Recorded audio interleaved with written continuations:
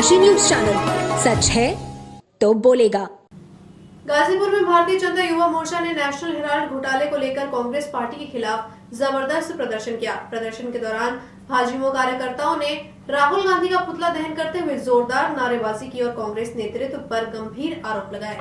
कार्यकर्ताओं ने कहा कि प्रवर्तन निदेशालय की चार्जशीट में सोनिया गांधी और राहुल गांधी के नाम आने के बाद कांग्रेस बौखला गई है। यही कारण है कि कांग्रेस इस मुद्दे पर भ्रम फैलाकर देश को गुमराह करने का प्रयास कर रही है। भाजपा नेताओं ने बताया कि ये पूरा मामला डॉक्टर सुब्रमण्यम स्वामी की शिकायत पर शुरू हुआ था, जिसमें कांग्रेस पर आरोप है कि उसने एसोसिएटेड जनरल्स लिमिटेड को 90 करोड़ रुपए का लोन दिया था, जिसे बाद में यंग इंडिया लिमिटेड ने मात्र 50 लाख रुपए में खरीद लिया। भाजपा का आरोप है कि इस डील के जरिए कांग्रेस ने एजेएल की करीब 2000 करोड़ रुपए की संपत्ति को गलत तरीके से अपने कब्जे में ले लिया, जो जनता और देश के साथ वित्तीय धोखाधड़ी है। इस दौरान भाजपा कार्यकर्ताओं ने कांग्रेस नेतृत्व पर देश को गुमराह करने, भ्रष्टाचार फैलाने और लोकतंत्र के साथ खिलवाड़ करने का आरोप लगाया।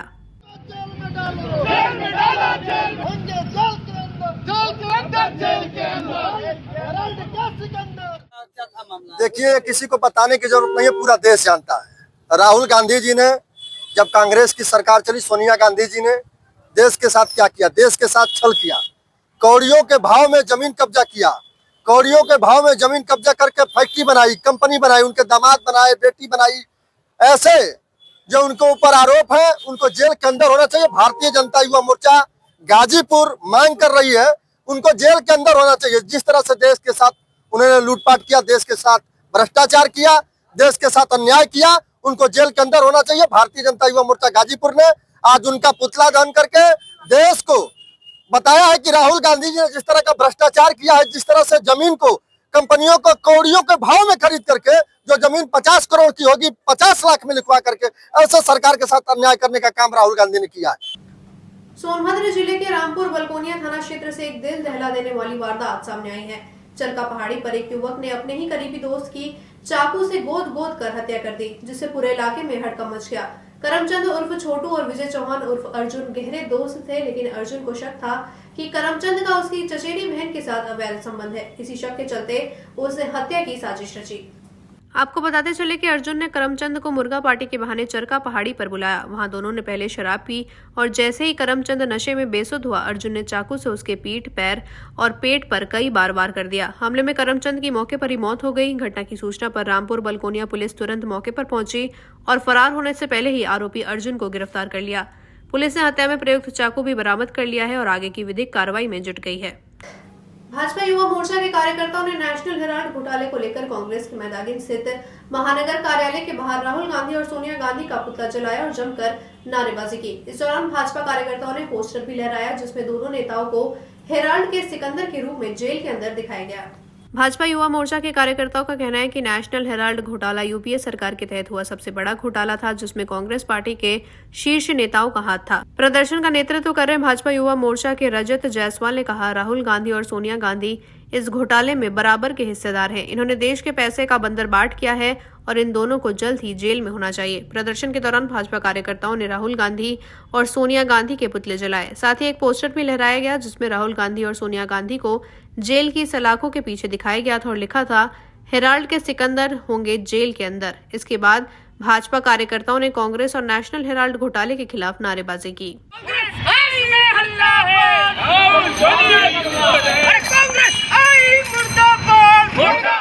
देखिए, आज यूपीए गवर्नमेंट की, जो पूर्व में यूपीए गवर्नमेंट कांग्रेस सरकारें रही हैं, उसमें जो नेशनल हेराल्ड का घोटाला हुआ है, जो कि सबसे बड़ा घोटाला है यूपीए गवर्नमेंट का, उसको लेकर के आज भारतीय जनता युवा मोर्चा पूरे देश में और उत्तर प्रदेश में राहुल गांधी, सोनिया गांधी का पुतला फूकने का काम करेगा, और जो कि कांग्रेस मुख्यालय के बाहर होना।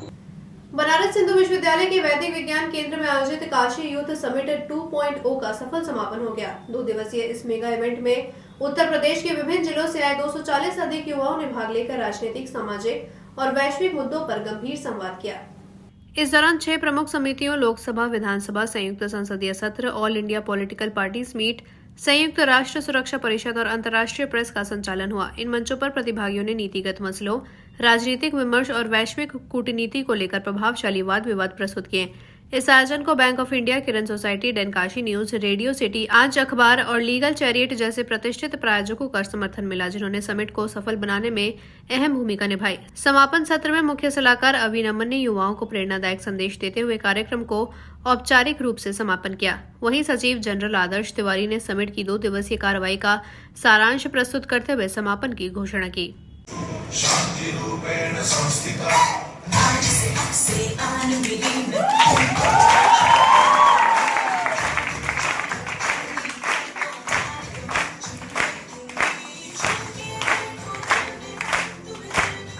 कैसा रहा ये प्रोग्राम? काशी समिट बहुत ही सफल कार्यक्रम रहा सर।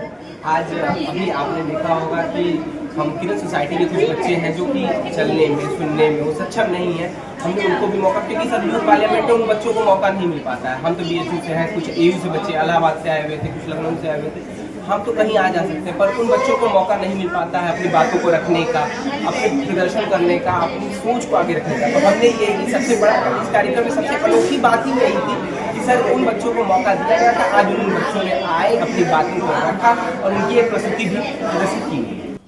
वाराणसी के काशी हिंदू विश्वविद्यालय के सेंट्रल ऑफिस के बाहर बलिया की छात्रा अर्चिता सिंह को न्याय दिलाने के लिए शुक्रवार को राष्ट्रीय राजपूत करणी सेना ने मोर्चा संभाल लिया। करणी सेना के प्रदेश अध्यक्ष राकेश सिंह रघुवंशी के नेतृत्व में टीम धरना स्थल पर पहुंची और विश्वविद्यालय प्रशासन के खिलाफ कड़ा विरोध दर्ज कराया।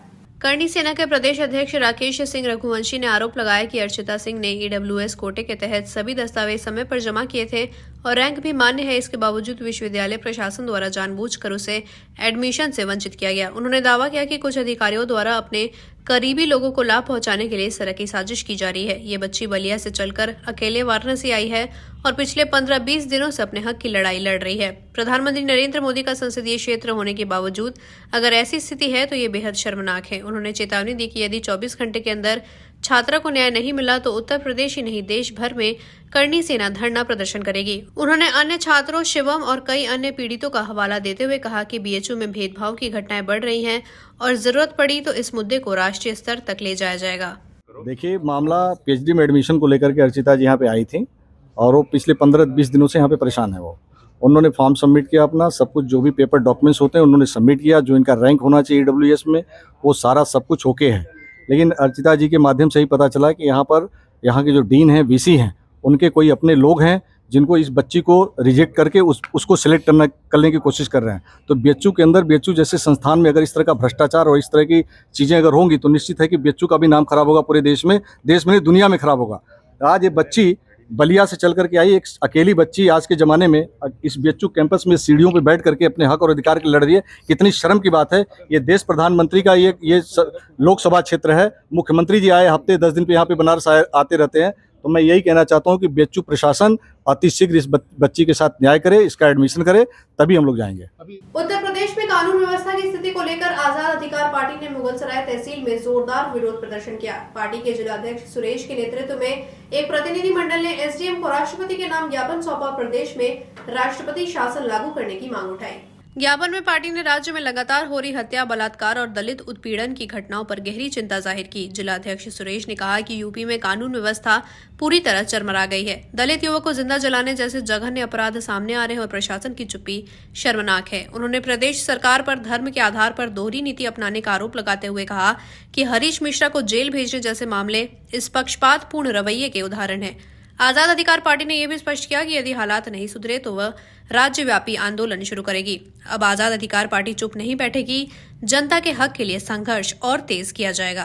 तहसील क्या है, ये जो योगी सरकार चल रही है इस वक्त जो है कानून व्यवस्था एकदम मतलब कि बेकार हो गया है, ध्वस्त हो गया है और आए दिन बलात्कार हो रहा है, हत्याएं हो रही हैं, लूट हो रही है। उसके संबंध में हम लोग ज्ञापन देने आए हैं। आज ज्ञापन देने आए थे? ये SDM साहब को देने आए तहसील पर।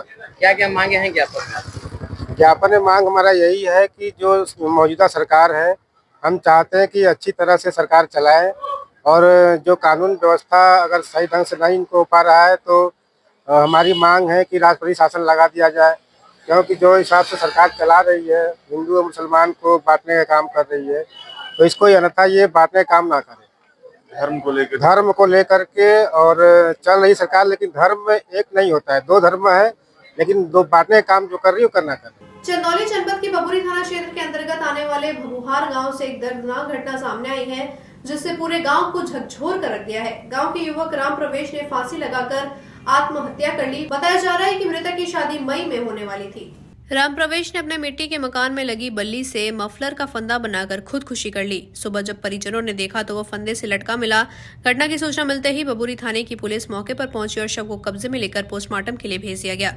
राम प्रवेश की अचानक आत्महत्या से पूरे गांव में सनसनी फैल गई है और परिजनों पर गम का पहाड़ टूट पड़ा है। परिजनों का कहना है कि राम प्रवेश पूरी तरह सामान्य था और वो अपनी शादी की तैयारियों में व्यस्त था। ऐसे में उसकी आत्महत्या सभी के लिए चौंकाने वाली और दुखद है। पुलिस ने घटना की जांच शुरू कर दी है। हालांकि आत्महत्या के पीछे सटीक कारणों का अभी तक पता नहीं चल सका है। पुलिस का कहना है कि पोस्टमार्टम रिपोर्ट और परिजनों से पूछताछ के बाद स्थिति स्पष्ट हो गई। उत्तर प्रदेश में क्रिकेट खिलाड़ियों के लिए बड़ी खुशखबरी सामने आई है। क्रिकेट प्लेयर एसोसिएशन को भारत सरकार से लोगों का कॉपीराइट और कानूनी मान्यता प्राप्त हो गई है। इस उपलब्धि से चंदौली जिले में खुशी की लहर दौड़ गई और क्रिकेट प्रेमियों व खिलाड़ियों ने एक दूसरे को मिठाई खिलाकर अपनी प्रसन्नता जाहिर की। मान्यता के बाद अब राज्य के क्रिकेट खिलाड़ियों को ईमानदारी और पारदर्शिता के साथ खेलने का अवसर मिलेगा। बता दें कि 2005 में उत्तर प्रदेश सरकार द्वारा यूपीसीए को ब्लैकलिस्ट कर दिया गया था, जिससे उसका सरकारी मान्यता से नाता टूट गया था। लेकिन पूर्व उपाध्यक्ष जीडी शर्मा के प्रयासों से 2023 में समाज चिटफंड आगरा से संस्था को मान्यता मिली और भारत सरकार ने इसका लोगो कानूनी रूप से मान्य कर दिया। ऐतिहासिक उपलब्धि के मौके पर चंदौली क्रिकेट एसोसिएशन द्वारा मुख्य कार्यालय पर एक विशेष कार्यक्रम का आयोजन किया गया। सदस्यों ने इसे प्रदेश के क्रिकेट इतिहास में नई शुरुआत और स्वर्णिम युग की ओर कदम बताया। उन्होंने कहा कि अब बीसीसीआई द्वारा उत्तर प्रदेश को मिलने वाले 100 करोड़ रुपए की राशि से राज्य के सभी 75 जिलों में क्रिकेट के समान विकास की दिशा में कार्य होगा। कार्यक्रम में अध्यक्ष हरीश चंद्र अग्रहरी, सचिव अविनाश पांडे, कोषाध्यक्ष अवधेश चौरसिया, पीयूष गुप्ता समेत जिले के कई खिलाड़ी और एसोसिएशन के सदस्य मौजूद रहे।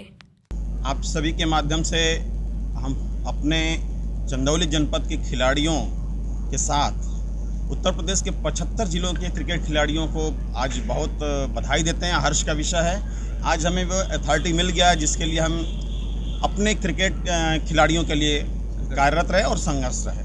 हम विगत 3 वर्षों से इस क्षेत्र में बहुत ही अपने झंझावतों से तमाम जूझते हुए और इन खिलाड़ियों के भविष्य के लिए हमने अपनी बात ऊपर तक पहुंचाई। आज सरकार द्वारा हमें ये मान्यता मिल गया कि हम अपने जनपद सहित 75 जिलों में क्रिकेट के लिए चयन करेंगे और ऊपर भेजेंगे। क्या कुछ कहना चाहेंगे इस बारे में? जी, ऐसा है कि जिससे हमारा संस्था है cricket player association Uttar Pradesh, जिसके तहत हमारा सोसाइटी एक्ट के तहत हमारा चंदौली क्रिकेट एसोसिएशन का रजिस्टर्ड हुआ था, जिसमें हमको गवर्नमेंट से बहुत दिनों से मांग चल रही थी, जो कोर्ट में भी ये चल रहा था कि हमें जो है मान्यता दिया जाए। और जो पहले का यूपीसीए चल रहा था वो कंपनी में रजिस्टर्ड था, जो कि कोई भी ऐसी संस्था एक कंपनी में नहीं चल सकती है, सोसाइटी में ही चलती है, जन कल्याण के लिए जो होता है। तो इसके तहत हमें कोर्ट में हमारी जीत हुई है। हमें जो यूपीसीए, जो कंपनी यूपीसीए का जो लोगो है उसका राइट हमें मिला है क्रिकेट प्लेयर एसोसिएशन को, जो अभी न्यू यूपीसीए आगरा में रजिस्टर्ड है, जिसकी लोगो का कॉपीराइट मिलना और उसका पैड अब हम जारी कर सकते हैं। इसकी खुशी में हम एक दूसरे को मिठाइयाँ खिलाकर बधाई दे रहे हैं। पश्चिम बंगाल में हिंदुओं पर हो रहे कथित अत्याचारों के विरोध में वाराणसी में भारतीय जनता पार्टी युवा मोर्चा के कार्यकर्ताओं ने जोरदार प्रदर्शन किया। प्रदर्शनकारियों ने बंगाल की मुख्यमंत्री ममता बनर्जी का पुतला दहन कर जताया विरोध। युवा मोर्चा के जिला मंत्री शिशिर सिंह ने मीडिया से बातचीत करते हुए कहा, पश्चिम बंगाल में हिंदुओं पर जो अत्याचार हो रहा है वो अब और बर्दाश्त नहीं किया जाएगा। ये कोई जातिवाद की लड़ाई नहीं है, ये एक हिंदू की लड़ाई है। उन्होंने आगे कहा, हमने काशी की धरती से ममता बनर्जी को चेतावनी दी है कि अगर बंगाल में हिंदुओं पर हो रहे जुल्म नहीं रुके तो हमारी चुप्पी को कमजोरी न समझे। महादेव की नगरी के लोग जब एकजुट होकर खड़े होंगे तो कोलकाता और बंगाल रह जाएंगे, लेकिन ममता बनर्जी का नाम नहीं रहेगा। सोशल मीडिया के माध्यम से लगातार बंगाल में हो रही घटनाओं की जानकारी मिल रही है, जिससे यहाँ के हिंदुओं में जबरदस्त आक्रोश है। उन्होंने चेतावनी देते हुए कहा कि यदि जल्द ही बंगाल में हो रहे अत्याचार नहीं रुके तो विरोध और तेज किया जाएगा। ममता बनर्जी का वजह यह है कि आज जो हिंदुओं पे अत्याचार बंगाल में हो रहा है वो एक भी हिंदू भाई नहीं सहने वाला है। आज सारे हिंदू भाइयों ने, आज हमारे सारे मित्रों ने, युवा साथियों ने मिलकर, इसमें कोई यादव है, कोई पंडित है, कोई पटेल है, यहाँ पे कोई जातिवाद की लड़ाई नहीं हो रही है। आज ये कि हिंदू की लड़ाई हो रही है। आज वहाँ पे जो हिंदुओं के ऊपर अत्याचार हो रहा है, ममता बनर्जी आपको मैं चेतावनी दे रहा हूँ कि आप होश में आ जाइए, नहीं तो आप नहीं जानती कि हम लोग काशी से बिलोंग करते हैं। हम लोग यहाँ महादेव की नगरी से आते हैं। महादेव की नगरी यानी कि बाबा विश्वनाथ की नगरी से आते हैं। अगर हम लोग को आदेश मिल गया तो आपको भारत रहेगा, कलकत्ता बंगाल भी रहेगा, लेकिन ममता तुम्हारा नाम नहीं रहेगा। प्रधानमंत्री स्वनिधि योजना के तहत वाराणसी के सारनाथ क्षेत्र में वेंडिंग जोन के अंतर्गत वेंडिंग कार्ड वितरण कार्यक्रम का आयोजन किया गया। ये कार्यक्रम सारनाथ म्यूजियम तिराहा से लेकर गणपति तिराहा होते हुए सुहेल देव तिराहा तक आयोजित हुआ। इस दौरान कुल 265 वेंडिंग कार्ड वितरित किए गए, जबकि 286 कार्डों की प्रक्रिया फिलहाल प्रगति पर है। कार्यक्रम की विशेष उपस्थिति में उत्तर प्रदेश सरकार में स्वतंत्र प्रभार मंत्री रविंद्र जायसवाल और सारनाथ वार्ड के पार्षद अभय कुमार पांडे ने स्वयं लाभार्थियों को 21 वेंडिंग कार्ड वितरित किए। वेंडिंग कार्ड प्राप्त कर लाभार्थियों ने खुशी जताई और सरकार का आभार प्रकट करते हुए कहा कि ये योजना उनके छोटे व्यापार को मजबूती देने में एक अहम कड़ी साबित हो रही है। मंत्री रविंद्र जायसवाल ने अपने संबोधन में कहा, प्रधानमंत्री स्वनिधि योजना सरकार की उस सोच का हिस्सा है जो हर छोटे व्यापारी और स्ट्रीट वेंडर को आत्मनिर्भर और सशक्त बनाना चाहती है। ये योजना जमीन पर काम कर रही है और इसके लाभ अब सीधे जरूरतमंदों तक पहुंच रहे हैं। इस मौके पर नगर निगम डूडा और वीडीए के अधिकारी भी मौजूद रहे। साथ ही स्ट्रीट वेंडर सेवा समिति की भी अहम भूमिका रही। समिति के सक्रिय प्रतिनिधियों में कंचन गुप्ता, विष्णु शंकर उर्फ अनिल राजभर, सुरेंद्र राजभर, सोनू राजभर सहित कई अन्य लोग शामिल रहे। कार्यक्रम में उर्मिला देवी, कुसुम देवी, गुंजा देवी, सावित्री देवी, हीरामणि देवी, रोहित, कृष्णा, संदीप समेत कई लाभार्थी उपस्थित थे। आज हम लोग का कार्यक्रम इस स्ट्रीट वेंडर सेवा समिति के अथक प्रयासों से और वर्ल्ड बैंक द्वारा प्रोजेक्ट सारनाथ में लाए, हम लोग उनका धन्यवाद करते हैं। प्रो पुअर के तहत हमारे सारे सारनाथ में सुंदरीकरण के साथ साथ कहीं न कहीं हमारे स्ट्रीट वेंडरों को भी स्थान मिला, जिसमें हम लोग सबसे सर्वप्रथम माननीय प्रधानमंत्री जी का आभार प्रकट करेंगे, जो कि वर्ल्ड बैंक के तहत हमारे सारनाथ में जिस तरह प्रोजेक्ट आया, इतना लंबा प्रोजेक्ट, और कहीं न कहीं हमें जगह मिला, एक स्थान मिला और मान सम्मान मिला। और पीएम स्वनिधि से भी हम लोग लाभार्थी है। इसके कारण हम लोग को बहुत सारी सुविधाएं मिली, जैसे पीएम स्वनिधि, आवास, आयुष्मान कार्ड, और आज हम लोग की रोजी रोजगार, परिवार के साथ चलने के लिए परमानेंट, हमेशा के लिए, दर पीढ़ी के लिए एक चीज मिल गया, जो विभाग द्वारा, जो कि हमें इसको निःशुल्क मिला है, कोई पैसा नहीं लगा। पूर्वांचल की खबरों से जुड़े रहने के लिए आज ही सब्सक्राइब करें हमारा YouTube चैनल डनकाशी, और हाँ, लेटेस्ट अपडेट्स के लिए बेल आइकन को प्रेस करना ना भूलें। और आपके पास है कोई जानकारी या है कोई सूचना, तो हमारे दिए गए नंबर पर आप हमसे संपर्क कर सकते हैं।